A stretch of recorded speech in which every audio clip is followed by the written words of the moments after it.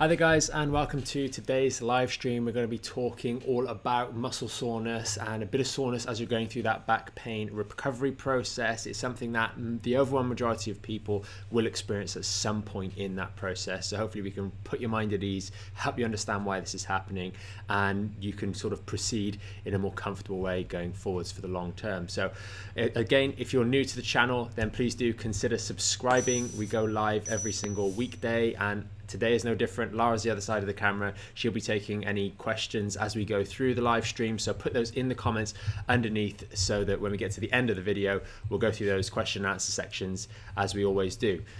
With that being said, let's get into today's live stream.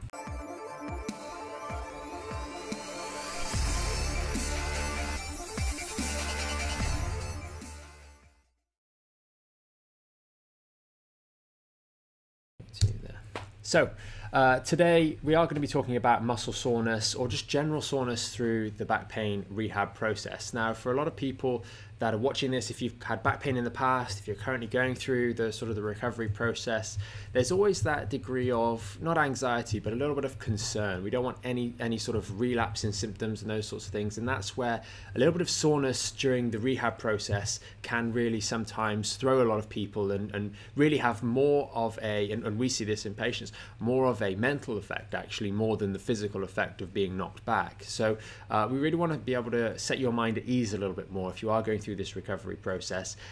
There's kind of two main segments. There's that first initial sort of phase where we're probably not really doing any rehab exercises per se. We call this the phase one, and that's where most of it is relief-based activities or stretches, etc. Learning to engage muscles. And that process, unless you're doing the exercises technically and correctly, we're highly unlikely to get any sort of stiffness or soreness or anything like that now. So I'm not going to get into the technique of those particular exercises, but in that phase we can have a few relapses from time to time, but those are kind of a little bit separate, and we've been down that road in other videos, but we can go through that in a future live stream another time. Today we really want to talk a lot more about what we classify as that phase 2 and phase 3. Maybe you're just moving into phase 2, which is where we're starting to do some more exercises that are designed to make an improvement in the supporting structures for your spine, for your lower back. So this is the core, the leg muscles, the back muscles, etc. And we've just started doing those. Maybe you started them this week, last week. Maybe you've been up and down over the years and months, and you've tried doing some exercises, but there's some strengthening exercises, but then you've had a relapse. So we want to go through why this is happening.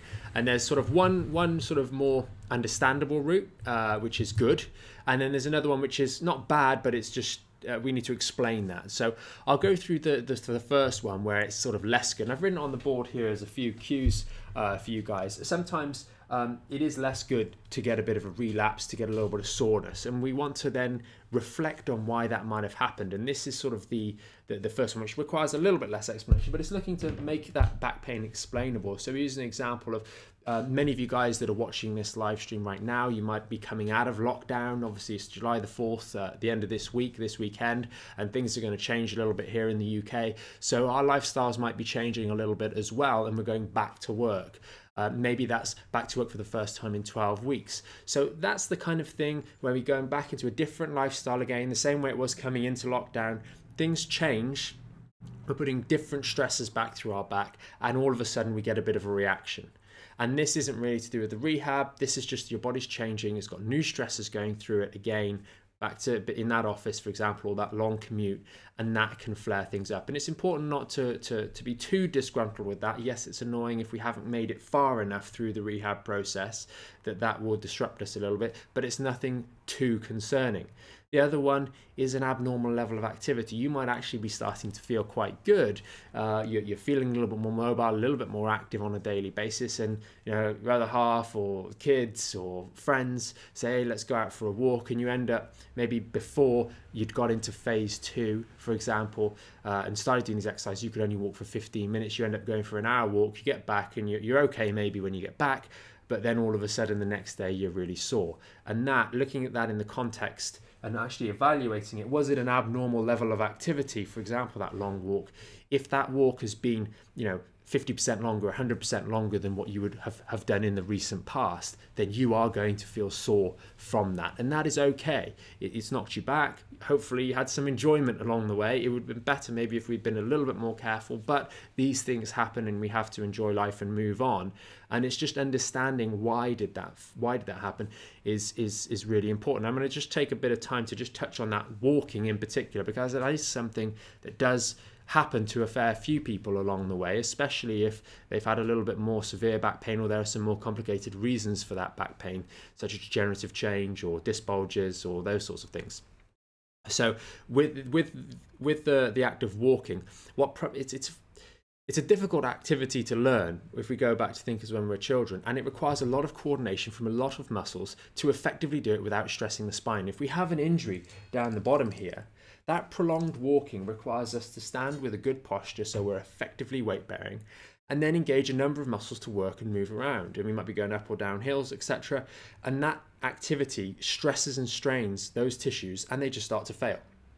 And if they're failing at 15 minutes, and then we go for a longer walk, a 20-minute, half an hour walk, those tissues are just getting worn out. They haven't managed, you're pushing them to their limits, they haven't managed to hold you effectively, and then we get a bit of an irritation. So it's a completely understandable reason for relapse and reason for soreness during that back pain recovery process, and we don't need to be too concerned by that. We won't want to do it often, but if it does happen, don't let it affect you mentally. Yes, it might hurt. We take a step back, and if you're in our Back in Shape membership site, you'll know to jump back to phase 1 exercises, go through those for a couple of days, and then go back into your phase 2 or phase 3, depending on where you're at. So that's the first one.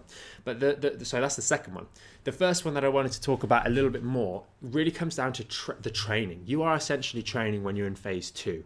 We're doing exercises that challenge our core, that challenge our legs, challenge our back muscles, and it is entirely normal. In fact, it's good if we're able to challenge those muscles sufficiently to cause a little bit of tissue damage there, and tissue damage is okay. That's how we strengthen the muscles. The muscles will not adapt, they will not get better unless we push them close to that limit.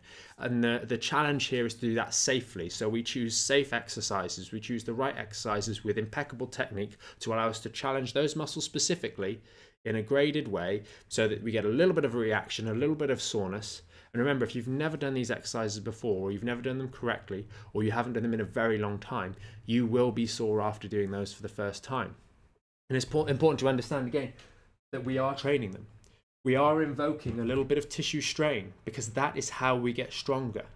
And then there is going through a repair process which will result in stronger tissues. Now, there are things that you can do to reduce the likelihood of getting soreness, to increase the speed of the recovery process between these after these exercises, and that comes down to nutrition, getting the right amounts of nutrition. If we're building muscles, are we getting enough protein on a daily basis? We've talked about this a number of times on the live streams before. So we need to think about all these things to contribute to the effective repair and rehabilitation, so that when we get that muscle, that sort of minor muscle damage, we have to repair it effectively. So getting soreness is not a bad thing, especially if you've just transitioned into phase 2, or if you've just made that step up in phase 2. Maybe you're going from 3x10 to 5x10 or something like that. Anytime we take a new step up, expect there to be a small amount of soreness in those muscles, maybe around the back, maybe in the glutes, maybe in the back of the hamstrings, maybe in the muscles on the front, on the core. Maybe we're getting a bit of soreness there, and that is perfectly fine. What's not perfectly fine is when it goes away to not take a step up. Because what you'll find is that over the first few weeks of a new exercise, you're going to get a bit of soreness each time. And then as your body adapts, you get less soreness. And then we may be doing 3x10, for example. A lot of you guys in the phase 2 and phase 3 will know what I mean by that. But that's just 3 sets of 10 reps.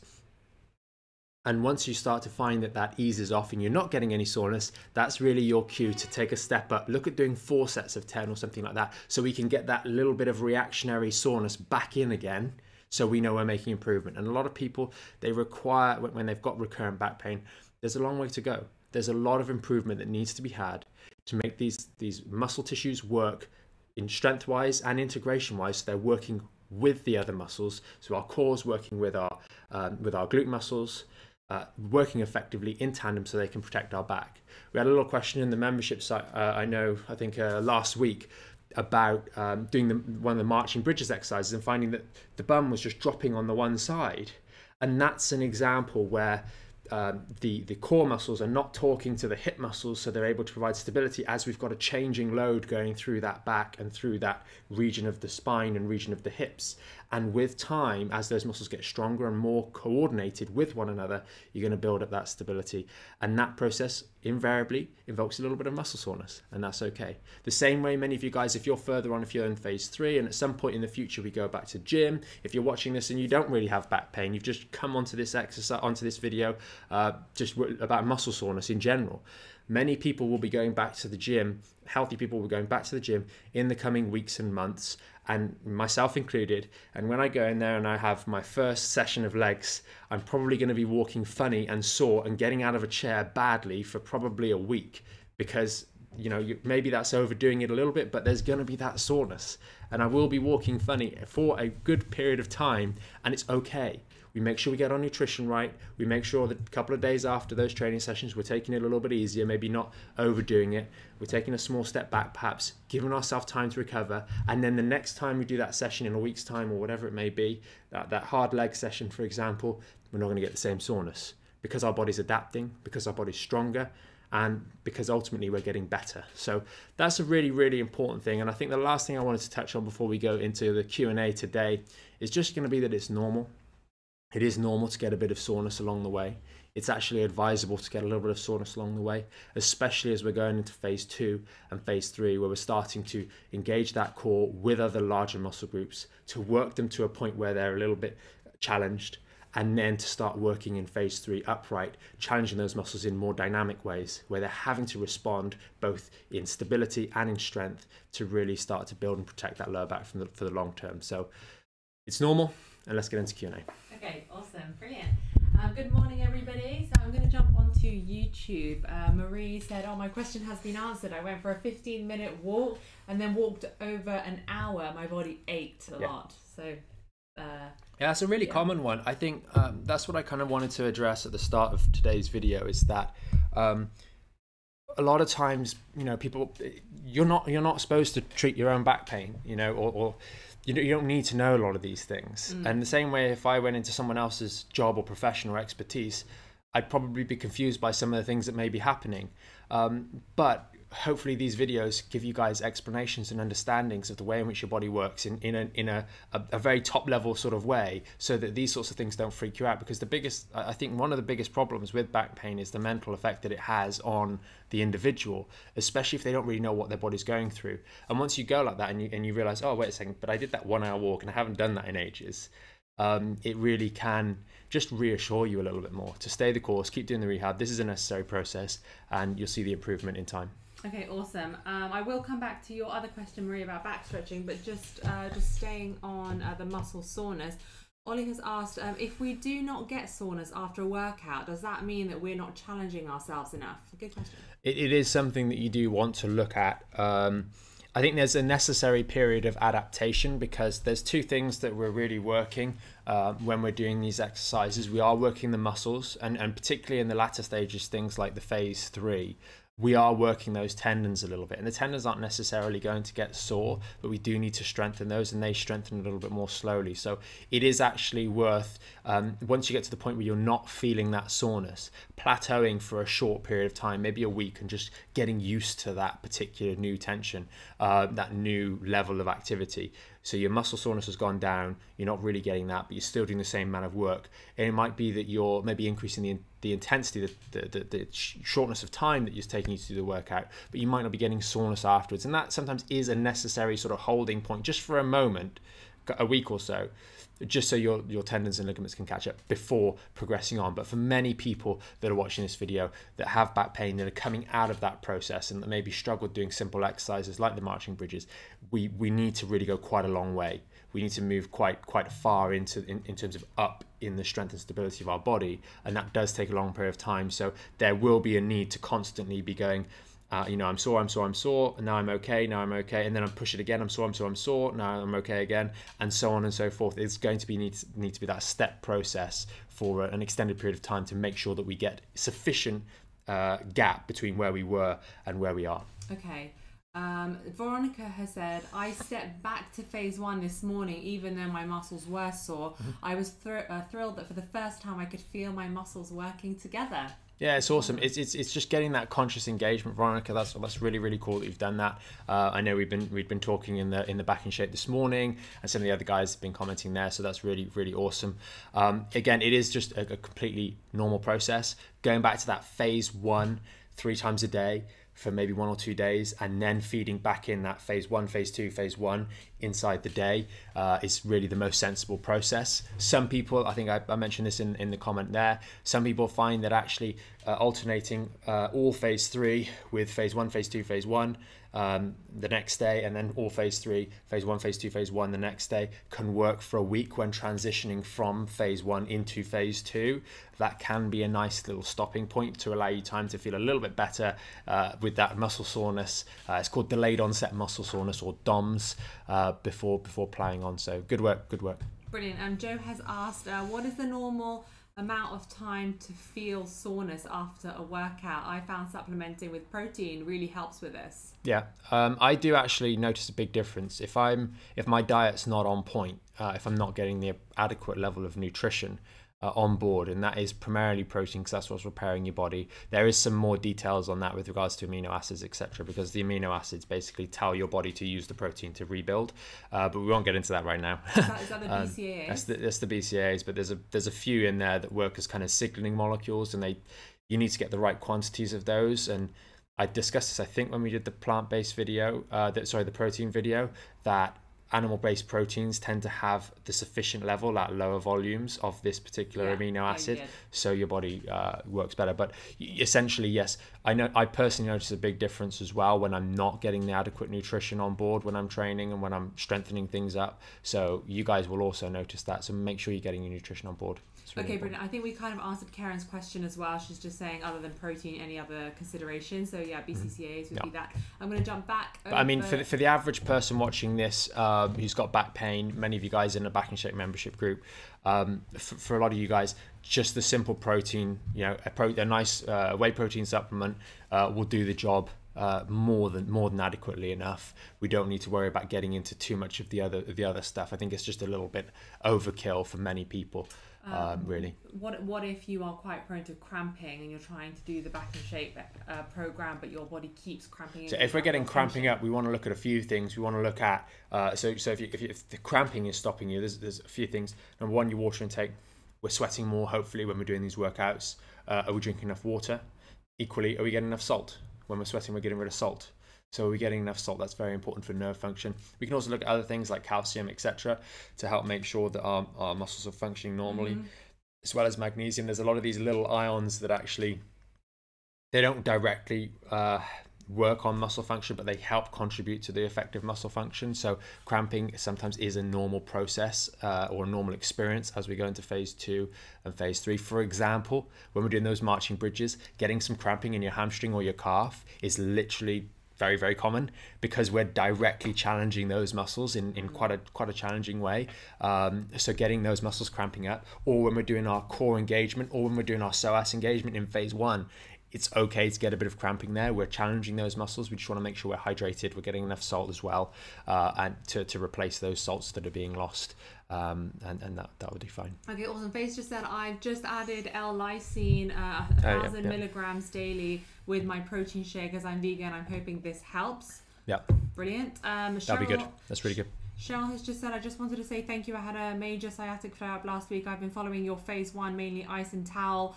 I do my core all the time anyway, and I feel so much better already with sciatica, and the sciatica's disappeared. Thank you. Brilliant, awesome. Cheryl, that's wonderful. Was Cheryl just in phase 1, or did she say phase 2 as well? And so she was following the phase 1. Okay, awesome. Make sure you get into phase 2 work just to start to strengthen things up now.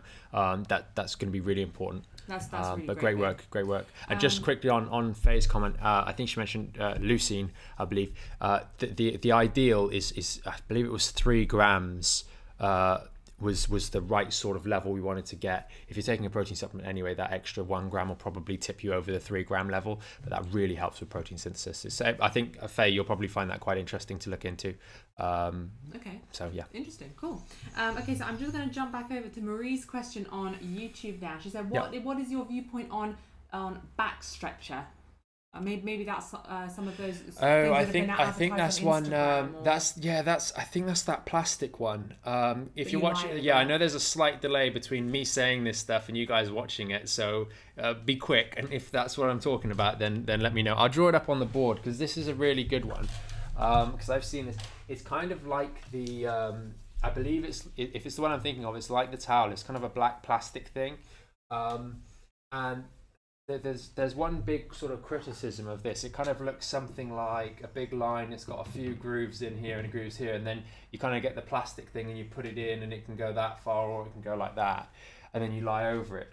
The big problem with this is if you look at actually the pictures on most of the models that are actually doing this, their spine is just, it's not working on the bit that we want it to work on. So the apex of it is basically like here. So what they're doing is they're basically eradicating any thoracic bend, and it's normally on the ads that I've seen for those. You just said it's a wooden one, so I'm not sure. Maybe it's a different one. I have seen another one a wooden back stretcher, which is kind of like I'll come back to that one. But if you can tell me, is it the wooden one that kind of goes like that kind of thing, and your back goes over here and your neck goes over here? Let me know if it's that one. But on the topic of the other stretcher, because I know that's come up, that particular one. And maybe this one is like that if it's not the one I think it is. You're kind of, because that one's called the back rack, you're stretching through the wrong part. Look at the model. If the model is a hyperflexible female that's lying backwards over this, she looks like she's a gymnast or something like that, and there's a lot of them. Just think about how applicable that is to you. The problem with those particular ones is, generally speaking, the curve, the arc, is too long. So that the arc is going from like your bum all the way up to your bra strap, so to speak, and that's just not in the right place. Invariably, it means that this stays flat and we get a really excessive backward bend up here. So people it's just not targeted enough. It's one of those things where it looks cool and it sounds good, but it's not actually really targeted enough to the lower back. That's why we recommend the towel, because the applicator is relatively small and can really focus on this lower section here, whereas those big ones, the arc is just too big.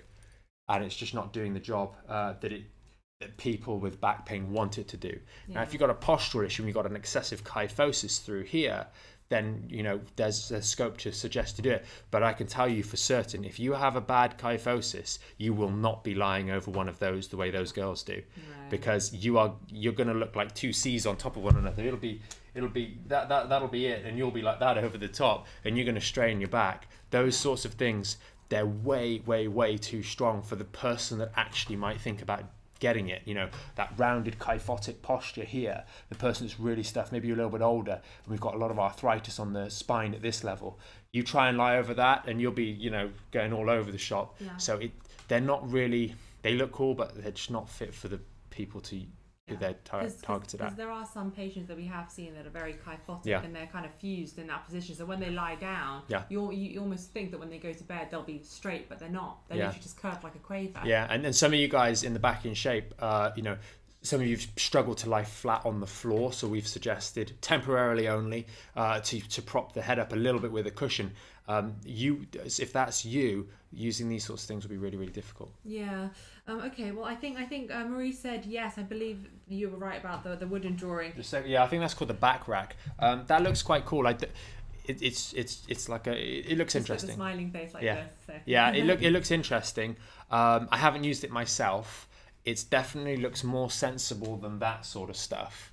But I think I know which one it is. It looks interesting. Okay. And I've got on the face of it, having not used it, it looks more sensible than a lot of the other things. But that one, I think that's about 200 quid. That one, the one that I saw, I think it was about 200. The towel is free. The towel is free. And that it does the job. It works, as you heard from one of the other ladies, been doing it, and Cheryl and the sciatica's going away, so it works. Sometimes we don't need these fancy tools to do these things. Yeah, brilliant. A little bit of hard work and some simple stuff is really good. Marie. Awesome. Brilliant. I think that's all the questions for today. Okay, perfect. Well, hopefully you guys found today's live stream helpful. As I say, we do these live streams every single weekday to help you guys. If you find them useful, please do consider subscribing. If you want to make sure you don't miss out on the live streams, maybe you've got some questions after today's live stream video, then make sure you hit the notification bell so you know when we're going live. It normally gives you a notification, I think, half an hour before we start. So, more than welcome to join there. Again, if you find this really useful and you know someone else has got back pain or someone else is going through the rehab process and is struggling a little bit, then please do consider sharing this with them. And one little last note, if you've watched this far, if you're one of our members, the price for the premium membership is changing as of the 1st of July. So if you know anyone else that would like to join or anything like that beforehand, they will be able to join for the £15 a month subscription. Everyone on our premium members subscription will stay on their same price. So if you're an existing premium member, we want to thank you guys. You will always have access to the £15 a month. Your subscription will not change at all. It's just for new members. We're changing the price in the start of July. Yeah. So if you've got anyone you'd like to recommend it to, make sure they join before then to keep the £15 a month subscription cost. So, perfect. That being said, everyone have a great afternoon, and we will see you tomorrow. 8:45. 8:45 tomorrow with another live stream.